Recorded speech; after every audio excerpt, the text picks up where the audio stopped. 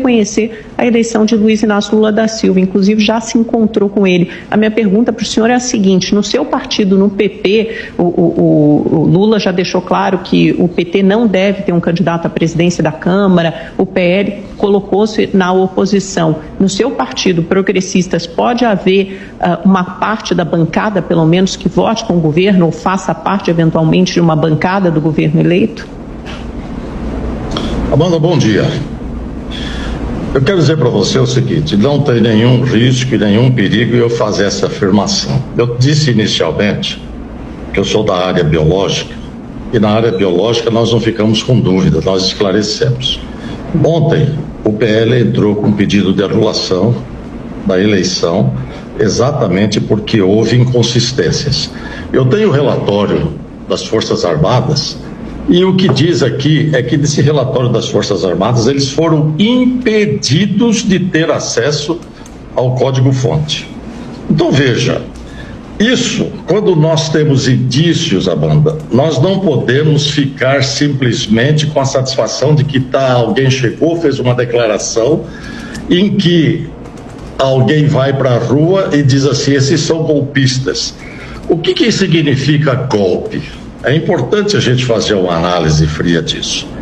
É golpe quando você quebra uma regra. E a Constituição brasileira, desde 1988, ela dá condição de manifestação diante a insatisfação. Ninguém é obrigado por lei a fazer ou declarar alguma coisa que não esteja convicto daquilo. E nem é impedido de que assim seja. O que a gente percebe é que através da própria Constituição, nós temos inclusive parte da imprensa, desse consórcio de imprensa, cerceada. Então, isso é golpe. Existe uma regra, existem princípios, existem maneiras de se chegar a um determinado posicionamento, inclusive dando condição ao controverso, e você tem exatamente um cerceamento de quem deveria zelar pela lisura do processo. Se há dúvida, isso tem que ser mostrado.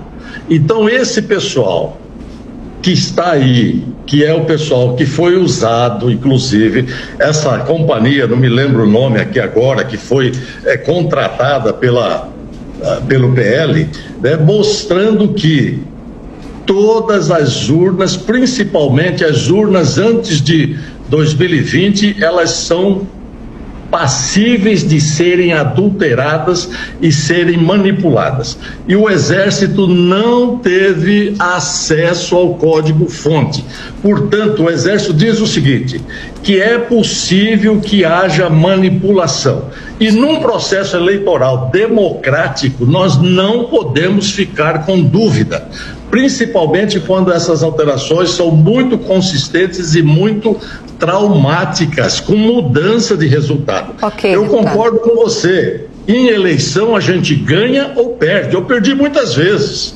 Eu não tenho problema de perder, e quero crer que grande parte de um jogo, quando você entra para jogar, você entra a jogar sabendo as regras, e essas regras não podem ser mudadas. E nós, Amanda, vivemos num país, ou seja, numa condição, não num país, mas numa condição material. Nós temos que ter a materialização, e a pergunta é: por que esse grupo que está hoje no Supremo Tribunal Federal trabalhou, fez campanha, agrediu a Constituição, contrariou o artigo 95, e que juiz não deve fazer campanha, não deve se envolver em política, e eles foram exatamente para isso, para manter e derrubaram 3 projetos de lei aprovados, transformados em lei, inclusive um que a presidente Dilma foi, inclusive, vetou e foi derrubado pelo Congresso, e agora a PEC 135, que não passou com a participação. E, na verdade, nós temos evidências claras, indiscutíveis, de que há manipulação. Então, por isso eu volto a afirmar. Eu volto a afirmar sem nenhum medo. Essa verdade virá à tona, para que verdadeiramente nós tenhamos um processo sério, que possa ser confiável. Agora, deputado, não tem jeito. Nós já estouramos. Uai, seu app de vídeos curtos.